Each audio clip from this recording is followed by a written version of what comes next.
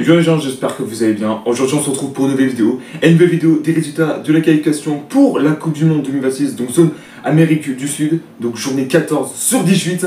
Donc comme d'habitude, n'hésitez pas à liker cette vidéo, à la commenter si ce n'est pas déjà fait. Partagez la chaîne et les vidéos à vos amis si ça vous a plu.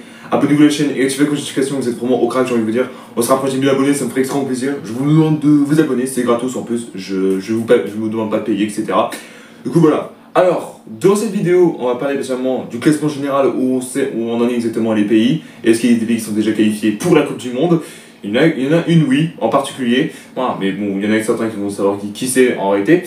Du coup, voilà. Ouais. Alors, ce que je fais d'habitude, c'est hors série, particulièrement par rapport aux autres zones. C'est que là, particulièrement, on va parler des journées, des deux journées qu'ils ont disputées particulièrement ce mois-ci. Donc, particulièrement sur les matchs, etc., les scores finales, etc.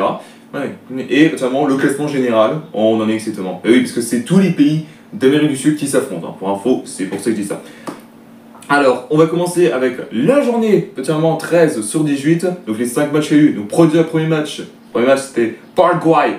Oui, Paraguay. Je prononce ça comme ça parce que c'est notamment c'est comme ça en espagnol. Contre le Chili. Donc 1-0 pour le Paraguay en réalité. Voilà. Donc pour l'instant, bon, après pas de surprise parce que déjà Chili, en ce moment précis, c'est pas ça. Après ça, deuxième match, Brésil contre la Colombie. Je pensais que la Colombie allait gagner, mais non pas du tout, c'est pratiquement 2-1 pour le Brésil. Le Brésil qui pratiquement se réveille un peu en réalité. Voilà. Ensuite, pratiquement, le troisième match c'était le Pérou contre la Bolivie. Et je pensais que le Bolivie va gagner, parce que le Pérou en réalité, ils sont échoués, ils sont dans les derniers. Et ils ont réussi quand même à survivre, en réalité en gagnant 3-1, donc pratiquement pour le Pérou. Donc, après, il y a encore plein de surprises qui peuvent se passer, hein, du coup voilà. Ensuite, quatrième match c'était Équateur contre Venezuela, au total 2-1 particulièrement pour l'Équateur. Oui, bah après l'Équateur c'est une équipe assez compliquée à battre, hein, si je dis ça comme ça. Ensuite, le cinquième et dernier match, particulièrement pour la journée 13, donc c'est Uruguay contre l'Argentine, entre parenthèses, les racistes. Attends, je vais arrêter de dire ça parce que sinon je vais me faire insulter là, sans déconner.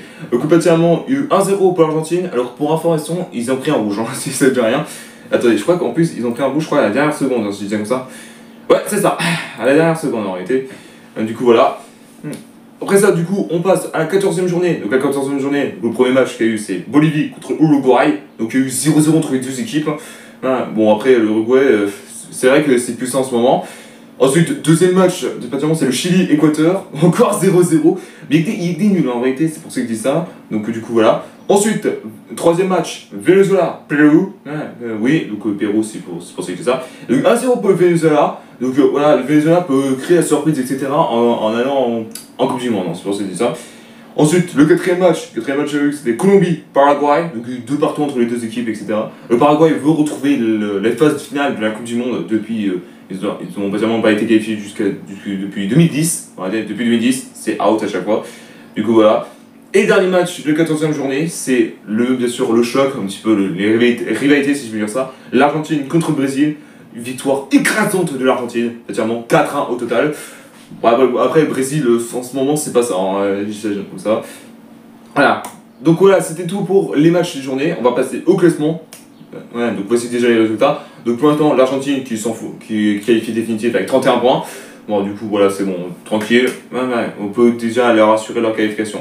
Ensuite, le deuxième, il s'agit de l'Équateur avec 23 points au total. Alors, pour information, ils étaient derniers au tout début de cette compétition. Pourquoi? Parce qu'ils avaient retiré 3 points de suspension. C'est parce qu'en fait, alors, l'histoire est très simple. C'est juste entièrement, en fait, un joueur équatorien, en fait, qui avait signé un partenariat de naissance, qui pensait qu'il était né en Équateur. Alors, non, il était né en Colombie et non en Équateur. Donc, c'est pour ça qu'ils ont pris moins 3 dans la gueule, en réalité, l'Équateur. De toute façon, les moins 3, on s'en bat les couilles. Donc voilà, ensuite, troisième, l'Uruguay avec 21 points. Donc oui, franchement, c'est vrai qu'ils ont perdu leur place de deuxième, en réalité, à cause de l'Équateur. Voilà, ensuite, quatrième, le Brésil qui revient en réalité, avec 21 points au total. Bon, après, évidemment, l'Uruguay a plus d'expected goals que le Brésil, en tous les cas.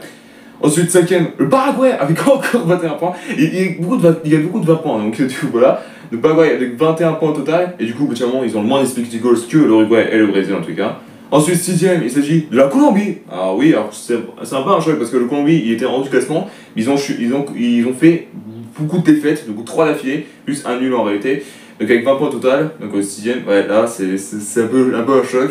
Du coup voilà, après si je peux dire un truc clair, la Colombie, eux aussi, ils n'ont pas connu la Coupe du Monde depuis 2014. Donc du coup voilà. Ensuite, 7ème place, du coup, sur ceux qui sont en parache. Hein, il s'agit particulièrement de Venezuela avec 15 points au total. Voilà. Bon, s'ils continuent à bien réussir, ils vont aller en Coupe du Monde, ça c'est sûr. Voilà. Ensuite, 8ème, la Bolivie avec 14 points au total.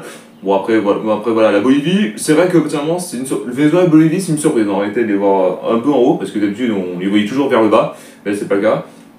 Ensuite, 9ème, c'est le Pérou avec 10 points au total, et du coup moins 11 d'expected goals. Et dernier, du coup, le Chili avec 10 points également, avec du coup moins 12. C'est-à-dire que là, le Pérou a plus d'expected goals que le Chili dans tous les cas. Voilà, donc du coup, c'était tout pour le classement et les matchs, etc. Les prochains matchs sera potentiellement début juin, donc le 4. Bon, ça définira, on ne sait pas encore. Mais déjà, pour la 15e journée, c'est le 4 juin. Le 16e journée, c'est le 9. Et du coup, potentiellement, pour finir les 2 dernières journées, ce sera potentiellement en septembre, 9 septembre et 14 septembre. Bon, après, ça définira, on ne sait pas encore. Donc voilà. Merci à tous d'avoir suivi cette vidéo, n'hésitez pas à liker, à la commenter si ce n'est pas déjà fait, partagez la chaîne et les vidéos à vos amis si ça vous a plu, abonnez-vous à la chaîne et activez la notification, vous êtes au crack, et je vous retrouve très bientôt pour une nouvelle vidéo. Peace.